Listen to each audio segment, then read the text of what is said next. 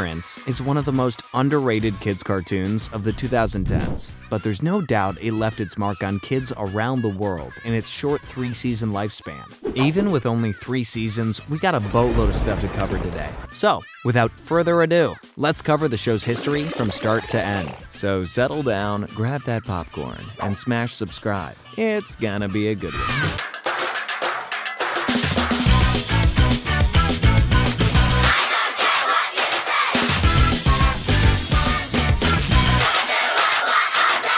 Before we begin, let's get some context. This is Clarence. He's a hyper-optimistic 10-year-old boy who goes to school at Aberdale Elementary, all the way down in Arizona. He also has a tendency to be a bit dim-witted. Clarence has got 2 best friends as well, Sumo and Jeff. Jeff is a brainy germaphobe who's high in intelligence and a bit high on himself as well, while Sumo is, well, he's Sumo, a bald, crazy wildcard of a kid who's as crafty as he is unpredictable. He's also hilarious to watch. There's also a bunch of other characters that we'll get into later down the line. But for now, let's jump into the show with our very first episode, the pilot. This episode shows us Clarence's first day at school after moving into town, as he gives all his classmates invitations to a sleepover at his place, where they'll bust open a mystery piñata. However, one of the students, Belson, isn't keen on the idea, crumples the invitation, and kicks it at Clarence. That is cold. After Clarence's mom says she'll be out for the night, Jeff shows up and introduces himself to Clarence, but he just wants to play along with trivia TV shows. Sumo arrives shortly after, and well, now we know how Sumo went bald. Imagine the first thing you do with a friend is shave their head. That is so strange. Sumo and Clarence try and get Jeff in on some of the fun, but he's put off by their germs more so than anything. The rock music they played did lure Clarence's mom's boyfriend, Chad, out of his room though. He is definitely something else. After a prank phone call to the cops, yeah, that's a great idea, they bust open the piñata, and turns out the mystery was Honestly, I have so many questions. How did they even get them in there? The cops show up to stop a fictional flaming burglar that Sumo talked about on the phone. The boys run from being chased by the bees, and everything goes to chaos. Thankfully though, everyone had fun, even Jeff. In the next episode, Fun Dungeon Face-Off, the boys go to Rough Rider's Chicken, and Jeff is being a bit lame. He only wants the fries, and won't even go into the playground with Sumo and Clarence because of how many germs are crawling in there. Jeff's kids' meal comes with a girl toy too, of course. The guys start pigging out, and when Clarence tries to take one of Jeff's fries, he freaks out. Honestly, Jeff doesn't seem unreasonable here. I mean, look at how filthy that hand is. Jeff goes to the bathroom after making Clarence promise not to take his fries. I want you to promise me.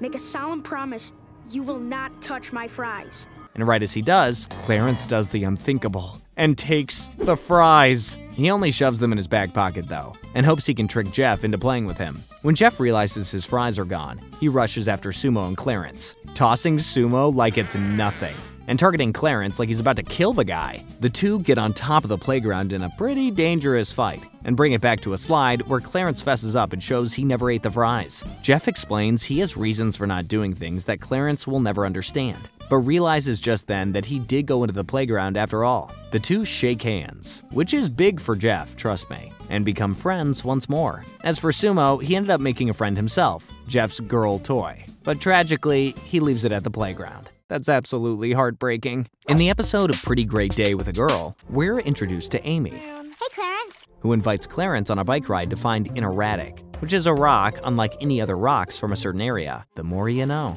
They head off to find it, but Belson catches the two riding a bike together and goes to blab about it to his friend Nathan. They tell some other guys and get a gossip train going, and eventually follow Clarence and Amy, who end up discovering the erratic. Amy tells Clarence she may be moving next year and doesn't know which parent she'll be with. And so Clarence tells her he had a time where he didn't have a dad, but now he is Chad, who, yeah, is apparently Clarence's kinda stepdad. The other boys show up and try and claim the rock for their own, with Belson and everyone else jealous of Clarence for hanging out with a girl. Amy has to head home, and so the Pinecone War is over. See you guys later. Thanks for the battle. And the boys share sandwiches to close the episode out. Pretty fun one. Don't know how Sumo manages to show up considering nobody even talked to him about the girl scenario, but whatever. Sumo's awesome and deserves a sandwich. In the episode Clarence's Millions, we see a bit more of Aberdale Elementary, and in particular, how Miss Baker's class works. As a reward system for the class, Miss Baker uses buddy stars to punish and reward people. Clarence and Sumo have bad numbers, while Jeff has the most stars in the class.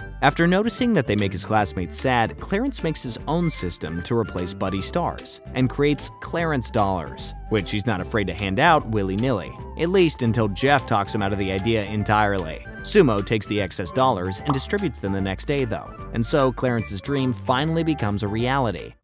Nothing like going for a morning swim. With Buddy Star's strict rules being replaced by the leniency of Clarence dollars. The next day though, Clarence wakes up to find the school has gone rabid for the dollars. And so Jeff convinces Clarence to flood the market and devalue the dollar to the point where it's useless. And lo and behold, it works. Chad ends up with all the money too, which was traded for freeze pops by Sumo. Pretty good investment there. In the next episode, we meet Ashley, another classmate of Clarence. She's peer pressured by her friends to ask Clarence out. Hey, Clarence. What? Do you want to be my boyfriend? And Clarence awkwardly accepts, and so it seems Clarence has a girlfriend now. So I guess I have a girlfriend now. What? Sumo decides to help Clarence prepare for his date by getting him some clothes at the thrift store, while Jeff slinks around stocking them because he's so jealous. The two force Jeff to try and make Clarence interesting for his date too. It says I need to download a plugin. No, click no. Yes. Yeah, after whatever that was, Jeff hands Clarence some icebreakers and he's off for his date. He meets Ashley at a pizza place and goes a bit overboard for her first date, and eventually Ashley admits she was uncomfortable with the idea to begin with. And so the two decide to just be friends and go catch frogs beyond the school. See, that is a real date idea. In the episode Dinner Party, Clarence and his parents head over to his friend Breen's house for a dinner party. The kids get their own table, and after they're done eating, they explore the house. All right, pack your things, gentlemen. We got some exploring to do. But the attic is off limits. The kids and Chad, who's basically a kid, all explore the basement, and eventually decide to check out the attic, which they instantly fall through. Sumo's dad figures out a way to make sure nobody but Breen's family themselves pay for it due to threats of legal action. I don't know. Looks like some faulty construction there, Walt. And everyone is happy, because apparently Breen's family are a bunch of jerks. Also, in the previous episode, Jeff's New Toy, we find out that Jeff's last name is Randall, in the title card of all places. It's on the return label of the box in a blank, and you'll miss it sort of thing. Also, another detail. When Jeff goes to get Sumo in the middle of the night, Sumo punches him right as he wakes up. Sumo, it's you.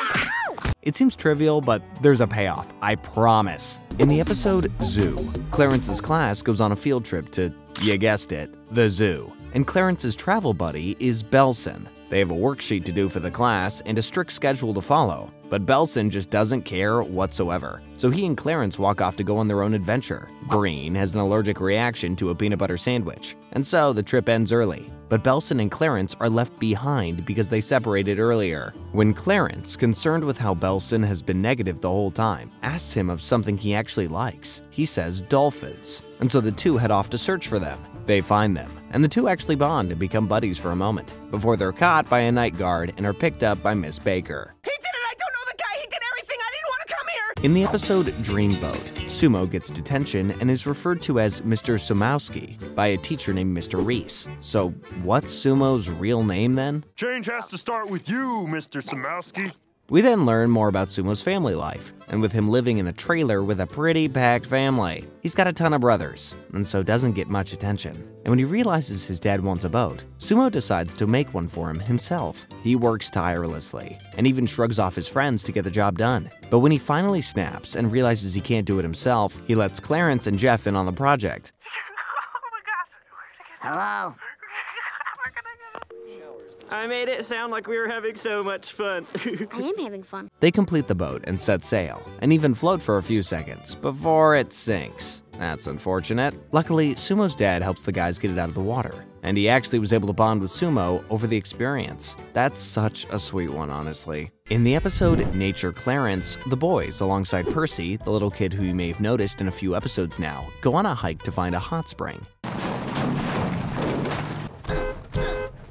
And someone named Nature Kate, who isn't a fan of this guy Joshua, who's supposedly her boyfriend. A lot of names, I know. Sumo runs off, and the others are left to walk back to where they started. They find some shelter, complete with a hot tub, but Josh nearly falls off a cliff. If you just believe in nature, then nature will...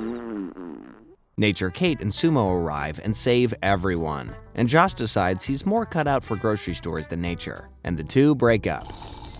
Josh is an interesting character. He gets mauled by a goat. That's fun. In Average Jeff, we start off with Jeff's morning routine, which is a callback to American Psycho of all things. I stay on routine, on schedule. Good lord. I never quite connected the dots between Jeff and Patrick Bateman, but here we are. Oh, also, his last name of Randall is confirmed in this one by Jeff himself. It wasn't just some dumb detail like many may think. Anywho, Miss Baker's class gets the results of their standardized tests back, with groups being set up between those who did well and those who didn't. Turns out, Jeff didn't do well, and he won't believe it. He's super unhappy in the other class, which is run by Miss Shoup, and tries to get Miss Baker to let him take the test again. But it's out of her control anyway, and so he heads back to the other class, where he finally snaps. He sneaks in while looking deranged, and just acts like he's always been there, before he's dragged out by Mr. Reese. He has an utterly crazy dream, but wakes up to find the binder that has the standardized test scores. We can see Clarence scored the lowest, with Sumo actually scoring a decent bit higher than him. Breen and Chelsea have the highest scores, and right in the middle is Jeff, who's perfectly average, which he's actually happy with. Too bad they go back to normal by the end of it all. Well, almost normal. You best keep on moving. In the episode Too Gross for Comfort, we get to know Chelsea, another classmate of Clarence's who's been in the background of a few episodes. Clarence brings her over to the guy's treehouse, aka the Guy Scraper. That's an excellent name. And so the others try and come up with the grossest thing possible to scare her away, with Sumo being the head of the whole campaign. They try a bunch of increasingly weird tactics, but Chelsea manages to get through each one with no challenge. The guys then start telling stories to gross her out, but nothing works. Even Sumo's story doesn't faze her, but Chelsea's story doesn't faze Sumo either, and so they keep trying to one-up each other until they kiss, grossing everyone out, including themselves once they come to the realization of what just happened. What a weird one. In the next episode, we actually get to see what the guys look like while they're super old. They're reminiscing about when they first met, and so they basically just recap the pilot episode. This time, though, there's an added piñata song, and it's a certified classic, let me tell ya. The episode ends off with the revelation that none of the guys have their legs anymore. That's a weird detail. And they live in the same world as the Jetsons, which is even weirder. What goes on in the future? In the episode Patience, Clarence and his mom head to the doctor's office, where we learn their last name is Wendell. Other than that tidbit, this episode is typical Clarence affair. He wants candy, but his mom says he can only have it after the doctor's appointment if he behaves. No! He tries to entertain himself while waiting and honestly goes insane in the process. He imagines himself in a candy world, where he meets a bunch of candy people who teach him to melt. Yeah, I have no explanation. Clarence, as a little girl, gives him her candy, but then decides to whine about it. Her mom gets angry, the candy is taken away. Clarence tries to steal the jar, but breaks it, and yoinks some candy as his mom, who apparently is mad that she can't get in to see anyone, drags him out. In the episode Rough Riders Elementary, the guys try a new sauce from Rough Riders, but Clarence isn't a fan. Remember the fast food place from the second episode? That's Rough Riders. That's not the only thing Rough Riders has going on that's bad, though, as it seems they're taking over the school. Oh, and Josh is the spokesperson for Rough Riders. And my close personal friend, Joshua. And yeesh, that goat did a number on him. Clarence is a fan of the food place sponsoring the school at first, but notices something is off when Josh refers to the school as Rough Riders Elementary instead of Aberdale Elementary. Did he not notice how class subjects are all food-related now? Or the literal brainwashed students? Also, we finally learned Sumo's real name, which is, drumroll please, Ryan. Just Ryan. Ryan Samowski. Okay. Clarence figures out the school is being turned into an actual Rough Riders restaurant, and the way they're controlling everyone is the sauce, which, remember, Clarence doesn't like. Clarence saves Sumo before he's indoctrinated into some Rough Riders cult and escape the school, right before Nature, Kate, and some other action heroes show up and blow up the school. So yeah, this was all just a class presentation by Clarence to explain why he likes Rough Riders so much. The Ryan Samowski thing is canon though, so at least we learned that. In the episode Nothing Ventured, Mr. Samowski and Chad decide to start a business together, and Sumo and Clarence want to invest in it so they can make money, but realize they actually need to make money to invest first. Chad, sour cream and onion ice cream. Chad, sour cream and onion keyboard clean. Eventually, Clarence gets an idea and goes to see Sumo in the middle of the night, who again throws punches when he wakes up. See? I told you there was a payoff. Oh, and Clarence's ideas is to get crickets, by the way. Back to Chad and Mr. Samowski, they're still getting ideas for their store. But we learned Chad was in a really weird band at some point. The boys go into a restaurant and grab cockroaches, which they mistake for crickets, while Mr. Samowski gives up on the store. Sumo and Clarence decide to help put people to sleep with the cricket noise by placing crickets in their house at night. And well, you can guess where this is going. An outbreak starts in Aberdale, and the adults start an exterminating business, before Mr. Samowski once again ditches the business. The only winners here are the roaches. In the episode Bedside Manners, Clarence goes to visit Belson in the hospital, who's got a bunch of broken bones after getting run over. Belson isn't into the visit at all, even with a giant sub being involved. Thanks to Jeff freaking out, we also find out that Belson's last name is Knowles. And we also find out, thanks to a dream, that yeah, Belson wasn't kidding when he said he likes dolphins. Also, another fun fact, the name Belson Knowles is actually a reference to one of the show's main writers, Nelson Bowles. Crazy, huh? Anyway, Belson was lying about getting run over too. As it turns out, it was a prank gone wrong. He was trying to change the channel through the roof while Clarence was watching a show, but he fell off and well, now he's here. Clarence decides to prank Belson back though, and wheels him out to a fountain to get him wet, but ends up getting both himself and Belson hurt in the process. So they got a room together. Yikes, that is not fun for Belson. In the episode Hurricane Dillis, we meet Clarence's grandma, Dillis, who comes to her daughter's house unannounced. Hello, Mary, honey, I'm here, open up. Also, she's talking about someone named Damien, who's supposedly an ex of Miss Wendell, who's also revealed to be named Mary. Again, lot of new info to take in. Dillis is a talker, and a big one at that, and also a bit of a control freak, as she jabs a spork into Chad's hands at one point while he's holding a dragon sword. Yeah, I don't know what's going on there either, but don't question it. She scares Clarence into sleeping with his parents, and then stalks them outside. There you are, Mary, I was worried. The worst part is, nobody knows when she's leaving. Even Clarence's friends don't like her. Like, good gosh, man, she's so obnoxious. Chad buys a car because Dillis disapproves of him not owning one. She walks in on Mary showering, and she wrecks the house while trying to fix it. Mary rightfully goes the hell off on Dillis, until Seymour, Mary's dad, walks in and saves the day by taking her home. Good lord, I don't know how I'd live in a family with her. Oh my god. In the episode Herons, Clarence gets a summer job at his mom's barber shop, where he ends up sweeping the floors. Meanwhile, Chad does sign spinning outside, and his mom works her magic, even figuring out a way to make a bald motorcyclist happy. But one person she can never make happy is Sandy, who always comes in, complains, treats the staff horribly, and then leaves. One day, Clarence gets fed up with her routine. Clarence decides to give her the hair he's been sweeping outside all summer, and Sandy isn't happy, but ends up getting wheeled out by her own clumsiness, and she never returned again. Interesting. Well, now we know how Clarence's family makes their money, I guess. In the episode The Big PD Pizza Problem, Jeff's having a birthday party at a bowling place, and everyone is terrible, except for Gilbin, a classmate who's having a party that same day. He bowls a perfect game, and he's, well, I don't even know if he's human. Jeff's friends go over to Gilbin's because he has bumpers up on his lane, and also because he has more pizza, leaving Jeff alone. Yeesh, kids can be kinda heartless. When Gilbin steals his thunder, Jeff does what Jeff always does and goes crazy, fighting Gilbin and hitting a strike through his cake. All while Gilbin doesn't say anything or move an inch. After a while, Jeff heads in to apologize, and Gilbin accepts, handing Jeff his own cake. Everyone laughs, and Gilbin remains as still as a statue. In the next episode, it finally happens. The gang splits up. After Sumo ruins Jeff's stop-motion movie and Jeff breaks all of Sumo's eggs, the two end their friendship. They each have separate playdates with Clarence after, causing Clarence to start losing energy due to hanging out way too much. I know, Clarence losing energy? That's crazy, right? So yeah, Clarence decides for everyone's sake, he's got to get the two back together. After failing to have the two show up for a spaghetti dinner, Clarence talks to each of them, and neither seem to be handling things too well. Clarence ties Sumo up and brings him to Jeff's, and handcuffs everyone together to try and become friends. Sumo breaks everyone free by biting through the freaking handcuffs.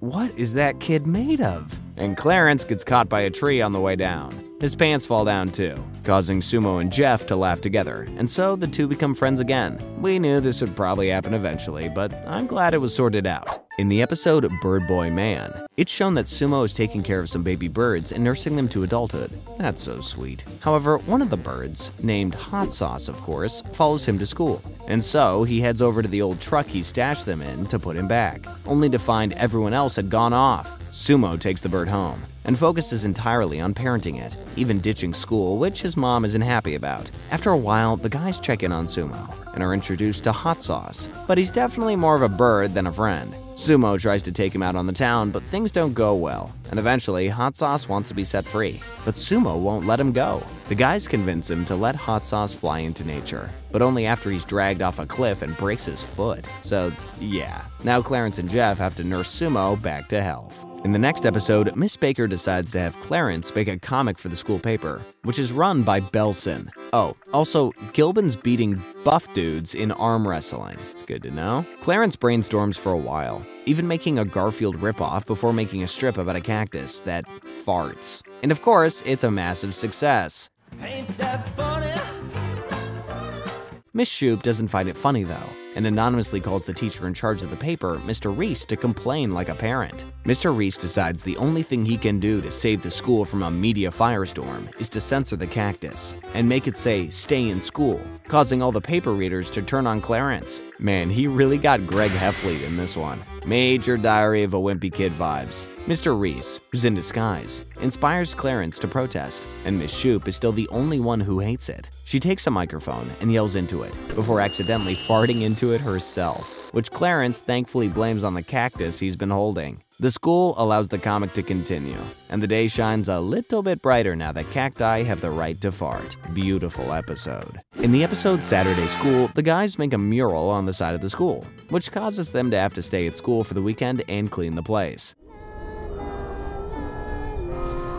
Jeff kinda gets lost in the work, so Sumo and Clarence go and find some fun, which for them is easy in the completely empty school. Jeff ended up losing Herman, the school hermit crab, while cleaning Miss Baker's room, and so the three of them have to clean their mess to find Herman. Miss Baker finds the mess first though, and stresses out big time over it. Thankfully, after a brief scare, Herman is found and returned to his tank, and the mural still isn't cleaned. Well, in the episode Attack the Block Party, Clarence thinks he sees an alien, which turns out to just be Belson flying a drone. Clarence, while searching, finds a rave and thinks it's the aliens, and so he hops a fence and gets talking to some teenagers who he still thinks are aliens. Jeff and Sumo are looking into it as well, also thinking the teens are aliens. And of course, Sumo bolts right into the rave. A bunch more teen party chaos goes on. Jeff gets a sample of an alien. Clarence wows some teens with just nonsense alien imagination.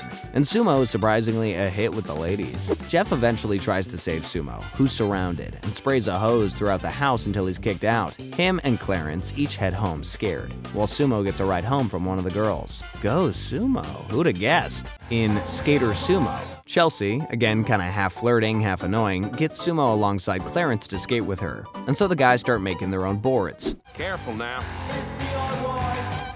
Those are my good beads.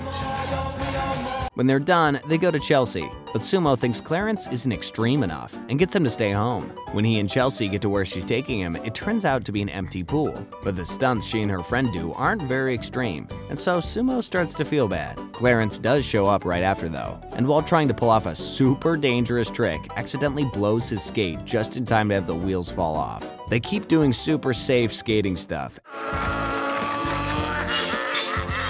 and nobody gets hurt, except for the pool, which turns out to be Belson's. He's pretty occupied with his dolphin game though. Dolphins again? Alright, good to know. He really likes them. In the next episode, the guys are prank calling, but Clarence stumbles upon a girl named Bella who's doing the same thing while calling. Just kidding.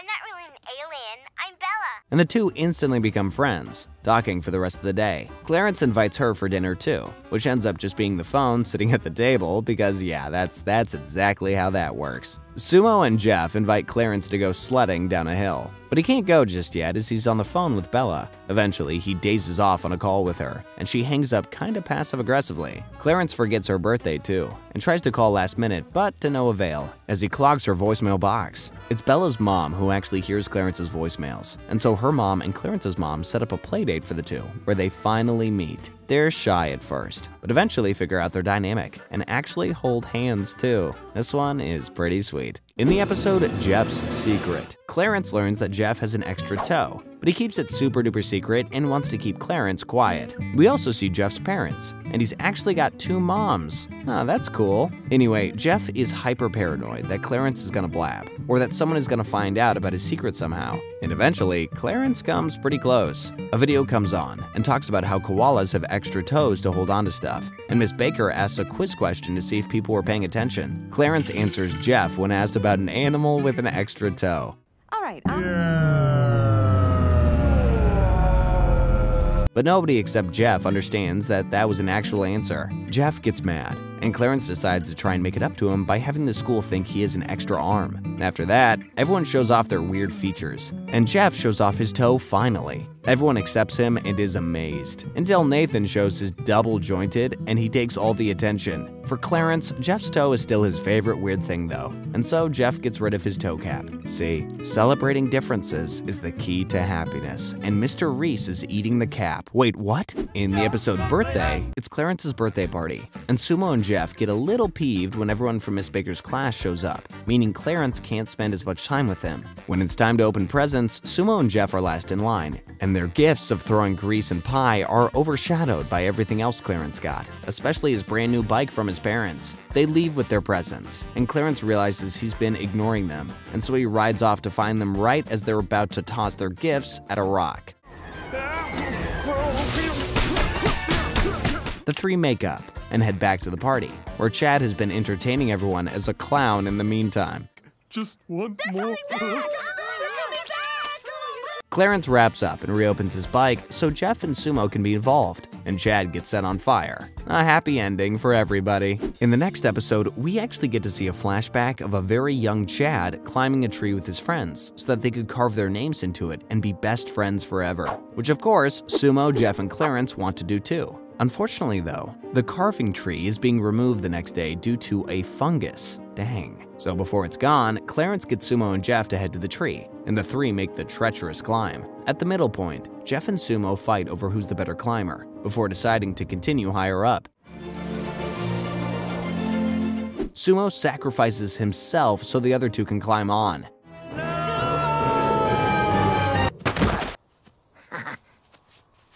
That was fun. And then Jeff sacrifices himself so Clarence can climb on. Clarence gets to the top, and the tree speaks to him, where Clarence then realizes he doesn't need to carve his name in a tree for the three to be friends forever. But the tree doesn't like that he's figured that out, and trips him, causing him to fall off. Luckily, he's caught by Chad's friends, who he called to catch up with after he told Clarence his story, and together, everyone watches the tree get torn down. Also, yeah, the tree was never as big as it seemed. Oh, the power of imagination. In the next episode, we've got a two-parter called Capture the Flag, where the kids of Aberdale are split into teams to play the titular game. Clarence looks to be pretty great at the game, protecting his teammate from getting hot by a water balloon. And Chelsea distracts the other team so the fairy team's flag can be stolen by Julian, another classmate of Clarence's. Belson shows up with his team, who apparently win every year and demand control of the neutral zone in the cul-de-sac, alongside the juice boxes within it. Another team, the Wheelies, also show up to grab some juice, but are obviously scared of Belson, so yeah, he means business. Clarence and the other members of the Nuggets head back to their base, which is, of course, the treehouse, and figure they just need the Wheelie flag and Belson's flag to win. So after a brief bit of planning, they head to the Wheelie's base. Also, Jeff is having a lovely time in the Nuggets jail. I'm not kidding. Clarence sneaks around and notices some of the other team members in jail, and so he decides to free them because they seem sad. Chelsea and Julian almost got the flag of the Wheelies, but an evil, mysterious new team, which apparently isn't run by Belson, shows up and takes the flag, with the Nuggets barely escaping. Belson isn't so lucky. Juice. No, don't do it! No, don't! No!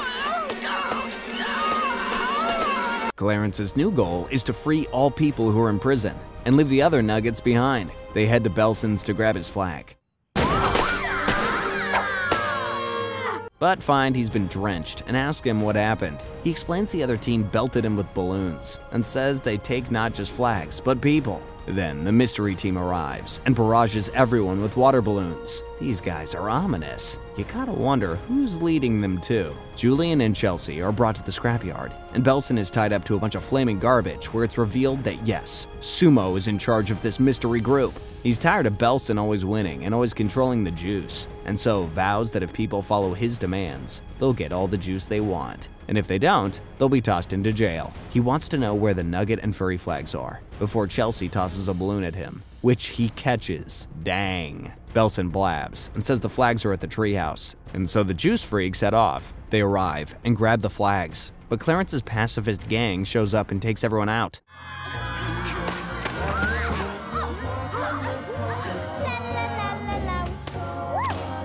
Jailing them and then immediately freeing them. Breen tells Clarence of where he can free a bunch of jailed kids, and so they head for Sumo's junkyard. Clarence arrives, and despite Sumo's pleas, frees everyone from jail.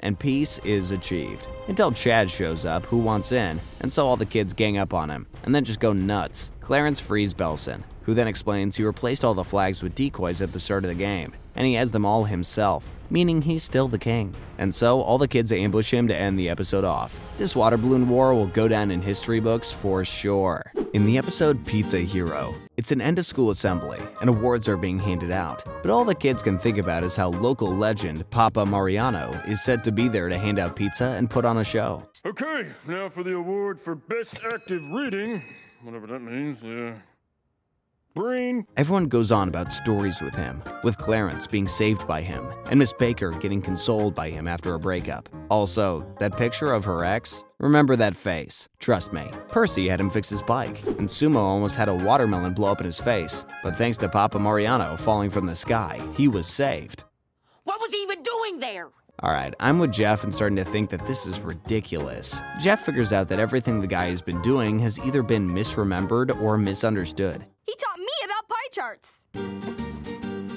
He taught Chad about pie charts too. But the oddest thing of all being Mariano's stalking of Miss Baker. He's kinda got a point. Jeff realizes he's bummed everyone out, and Clarence wants to know why he hates Papa Mariano, which turns out to be because the cheese of Jeff's pizza fell into his lap as a kid. That's an overreaction to the greatest degree. Papa arrives, and everyone rushes to the outside, but he apparently was in the bleachers cheering Jeff on. Hooray, Jeff! Jeff is a winner! Everyone turns around to see him, and it turns out to be a dummy. And then Jeff turns out to be Papa, with the real Jeff storming in saying he's late. So what the heck is going on? Papa explains his actions by not explaining them at all, and then drops pizza on everyone. He slips and falls, breaking his back, but is clapped back to life in terrifying fashion. I never want to meet this man in my entire life. For the first episode of Season 3, we have Sumo Goes West. After the mayor just randomly draws new district lines, Sumo is forced to switch schools to West Aberdale Elementary, alongside Gilbert. At least we don't have to see him anymore. But anywho, he and Clarence protest, and eventually Clarence decides to have just Sumo live with his family in the chicken shed so he doesn't have to switch. That obviously doesn't work out though. Oh, man. And so Sumo gets dressed and ready to go to a new school, complete with a button-up. Dang, that's a change. Clarence tears a bit of the shirt while Jeff is wearing it, and decides to try and destroy the street sign so nobody can tell where anyone lives by hijacking a bulldozer. Sumo convinces him to give the new scenario a try, and so he hops off the bulldozer and walks home. School is tough for Clarence, but Sumo comes over later and says they can always just play after school, which Clarence never thought of. We can still hang out after school. I did not think about that. The two figure things out a bit, and the new lifestyle begins. Also, the bulldozer is still going. In the next episode, Valentine's. It's Valentine's Day, and Clarence feels bad that Miss Baker doesn't have a Valentine. He invites her over to his place, and gets Sumo to try and find a man for her, who he figures should be Mr. Moser, his teacher from Aberdale West Elementary. They hit it off, but when he realizes it's a date, Mr. Moser starts to panic a bit, and that's when Clarence decides to prepare dinner.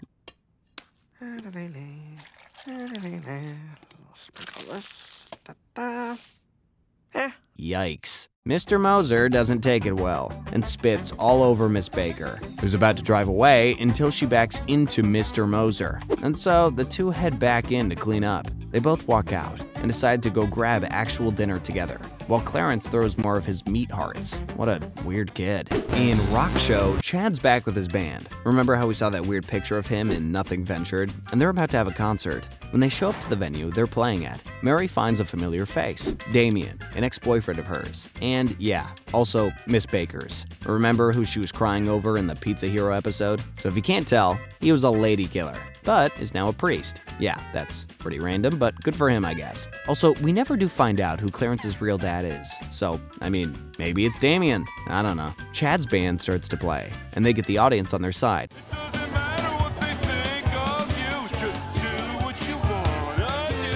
Especially when Clarence starts banging the drums, culminating in him jumping through them. Unfortunately, they were lent to him by the last band to play, and a riot breaks out. But Chad is still happy. Kinda happy ending there. Also, what kind of name is Dogmon for a band? Maybe I'm just still put off by that picture. Okay, so now we have a massive 6-episode storyline that I'm gonna try and run through as fast as possible. This here is Clarence's stormy sleepover, the highly condensed version. Clarence is trying to host the biggest sleepover ever and wants to invite everyone he knows, but nobody can show up. Clarence's mom tries to cheer him up, and we can even see a callback to the farting cactus episode with her coffee mug. Nice touch. Clarence manages to convince Jeff to come through, so he heads off to get some last-minute things until a giant hail and rainstorm breaks out. Jeff heads over on his own and arrives before Clarence does, and so everyone sets off to find him. Jeff flies a kite into the power line and knocks the grid out for the whole town. Alright, part 2 time. Jeff's making sure nobody goes outside, as if they do, they may figure out the power outage is his fault. He does his best to make sure Clarence's parents don't go outside, but eventually gets self-conscious that Clarence is lost and it's his fault. And so, he and Clarence's parents head off to find him. Also, Percy is knocked into a river.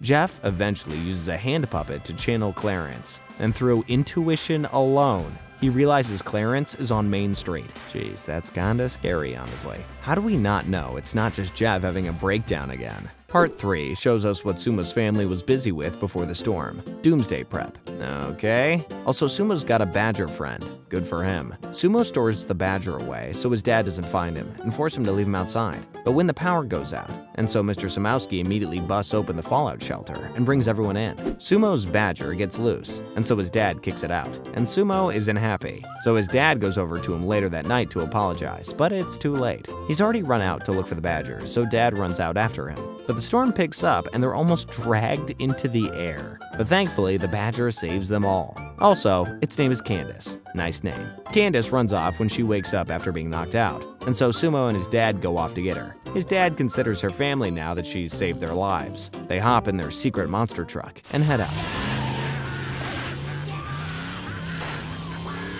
Also, Percy is still floating in the storm. That can't be safe for the little guy. In part 4, we see that Belson and Mr. Reese were at the school for detention during the storm. Belson pranks Mr. Reese by gluing binoculars to his face, and the two are tasked by Mrs. Shoup to go find Mrs. Baker, the safety officer of the school. Belson drives Mr. Reese and himself to Miss Baker's home, where the place is empty, so Belson figures she was robbed. Eventually, though, Belson finds a letter from Miss Baker's friends, congratulating her on her move to California. What? At first, Belson doesn't tell Mr. Reese, but when he starts calling Belson out on his insecurities, he admits to him what's going on. What? She moved and she didn't say nothing? The two get past their differences and take Miss Shoop's car to California to get Miss Baker. Meanwhile, the Wendells and Jeff are still looking for Clarence, and their van is sunk by the storm. Mr. Reese and Belson arrive and offers them a lift, and the two parties merge. Oh, and they also save Percy. Thank goodness. They figure out Miss Shoop knew about Miss Baker leaving the whole time and head back, only for her to be jailing anyone who shows up to the gym. She explains she wants the gym to herself, and now that Miss Baker is gone, she has full reign over it. Until Miss Baker comes in over the teacher radio needing help. Belson and Mr. Reese head off for Miss Baker, but almost hit Candace, and the episode ends.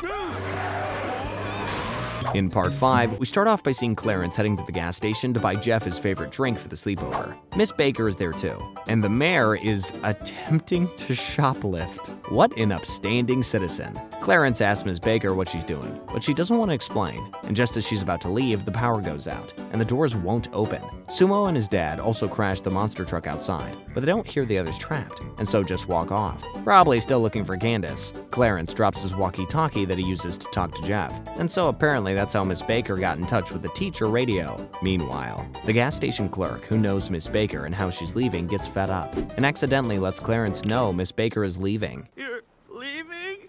No!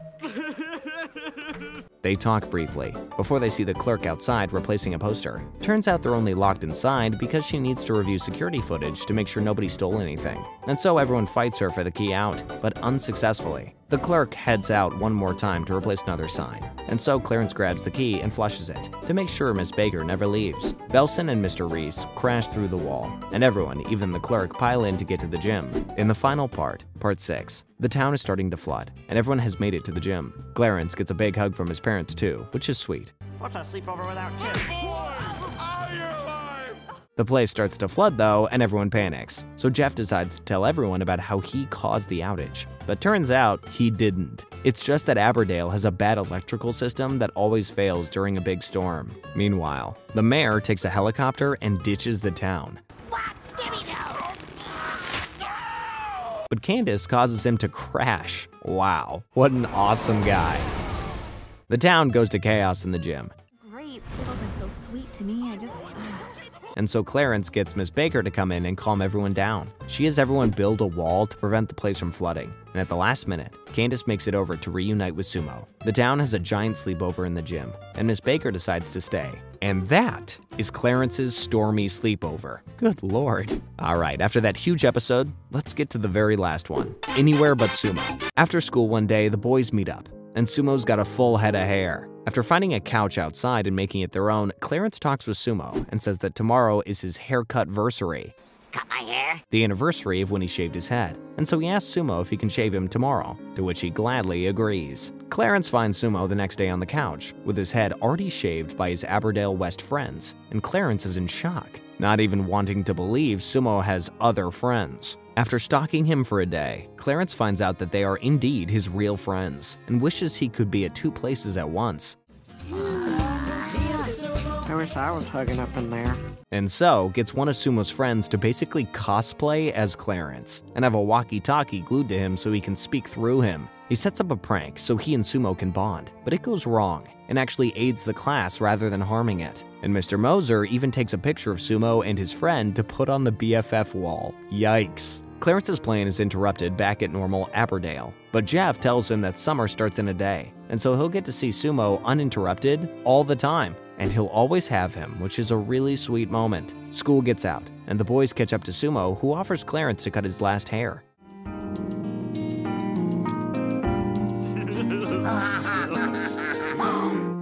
What the heck? They look at Aberdale West for the last time until next school year, and see the bulldozer from the first episode of the season, still unmanned, smash right through the building, revealing Miss Baker and Mr. Dozer kissing. Well, there we go. A happy ending for everyone. The end. So that's the story of Clarence from beginning to end. Thank you all so much for watching. Don't forget to like, subscribe, and comment what show you want us to cover next. And remember, what did we learn today, boys and girls? Don't approach Gilbert, ever. See you next time.